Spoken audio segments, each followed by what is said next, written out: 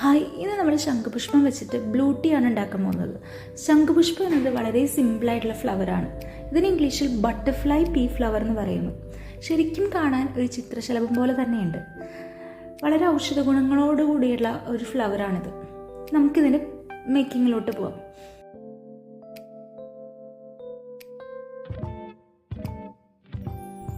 ചൂടുവെള്ളം ഒഴിച്ച് ശംഖുപുഷ്പം ഇടുമ്പോൾ തന്നെ ഗ്ലാസ്സിൽ ബ്ലൂ കളറായി മാറും.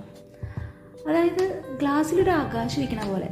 എന്നിട്ട് ഇതിലേക്ക് അല്പം ഹണിയും അതുപോലെ തന്നെ കുറച്ച് നാരങ്ങ നീരും കൂടെ ഒഴിച്ച് കഴിയുമ്പോഴേക്കും ആ ബ്ലൂ കളർ അങ്ങോട്ട് ഒരു പിങ്കിഷ് കളറായി മാറും. ഒരു ഗാലക്സി എഫക്റ്റ്.